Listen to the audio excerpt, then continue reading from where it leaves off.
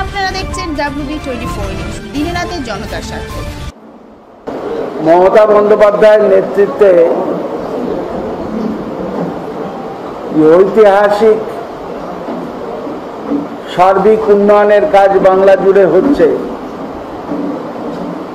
সমাজকে একত্রিত করে বিভিন্ন স্তরের লোকেরা, বুদ্ধিজীবীরা, ডাক্তারেরা, তপশিলি জাতি, উপজাতি, সংখ্যালঘু সম্প্রদায়, ছাত্র যুব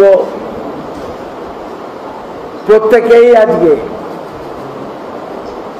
ভারতবর্ষের বর্তমান কেন্দ্রীয় সরকারের একটার পর একটা জনস্বার্থ বিরোধী নীতির বিরুদ্ধে, সমাজকে দ্বিখণ্ডিত করবার চেষ্টার বিরুদ্ধে, সাহিত্য, সংস্কৃতি, ঐতিহ্যকে নতুন করে লেখবার প্রচেষ্টার বিরুদ্ধে, সংবিধানকে পদদলিত করবার চেষ্টার বিরুদ্ধে এই বাংলায় মমতা বন্দ্যোপাধ্যায়ের প্রতি প্রতিদিনই বিভিন্ন রাজনৈতিক দলের সহকর্মীরা, বিভিন্ন পেশায় নিযুক্ত ব্যক্তিরা, তারা দলে দলে আজকে মমতা বন্দ্যোপাধ্যায়ের নেতৃত্বে তৃণমূল কংগ্রেসের পতাকা তলে সামিল হয়েছেন। আমাদের সংগঠন, আমাদের মমতা বন্দ্যোপাধ্যায়ের নেতৃত্বের যে লড়াই, তাকে আরো সুদৃঢ় করবার লক্ষ্যে আমি এমন চারজনকে সামনে আনছি যারা অত্যন্ত প্রতিষ্ঠিত নাম, স্ব মহিমায় যাদের নিজেদের পরিচয়। আমি প্রথমেই বলবো আমার বাঁদিকে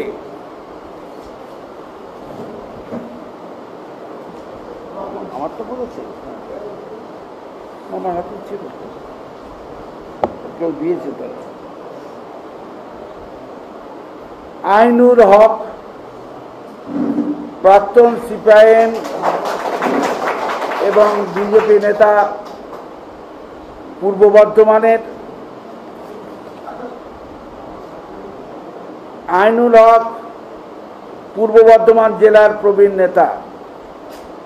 1995 সালে একজন ছাত্রকর্মী হিসেবে সিপিআইএম হাত ধরে রাজনৈতিক জীবন শুরু হয়েছিল।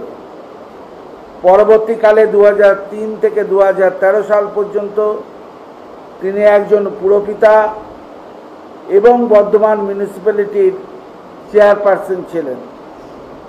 2016 সালের বিধানসভা নির্বাচনে তিনি তৃণমূল কংগ্রেসের রবিরঞ্জন চট্টোপাধ্যায়ের বিরুদ্ধে প্রার্থী হন এবং পরাজিত হন। 2019 সালের লোকসভা নির্বাচনের আগে তিনি বিজেপিতে যোগদান করেন। আমরা তাকে তার আবেদনের ভিত্তিতে মমতা বন্দ্যোপাধ্যায় তাকে দলে সংযুক্তিকরণের জন্য, তাকে নেওয়ার জন্য অনুমোদন দিয়েছেন। তাকে আমরা সর্বভারতীয় তৃণমূল কংগ্রেসের সদস্য হিসাবে, কর্মী হিসাবে এবং ওই জেলার আরও শক্তিশালী করবার লক্ষ্যে শুধু সাংগঠনিক শক্তি নয়, উন্নয়নের শক্তি এবং সমবেতভাবে সমাজকে একত্রিত করবার লড়াইয়ে, ঐতিহ্য সংস্কৃতি রক্ষার লড়াইয়ে তিনি সামিল হবেন। দ্বিতীয় জন হচ্ছেন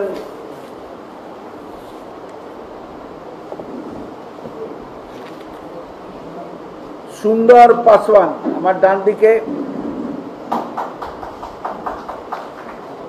তিনি বিজেপি দলের নেতা, গলসি পূর্ব বর্ধমানে। সুন্দর পাসওয়ান ও রাজনৈতিক যাত্রা শুরু করেন ছাত্র রাজনীতি হিসেবে। ঝাড়খণ্ডের ছাত্র সংসদ নির্বাচনে লড়ে উনি বুদবুদ হিন্দি হাই স্কুলের শিক্ষক।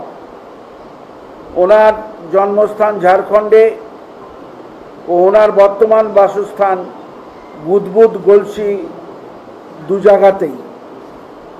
শিক্ষক হিসাবে ওনার যথেষ্ট সুনাম আছে।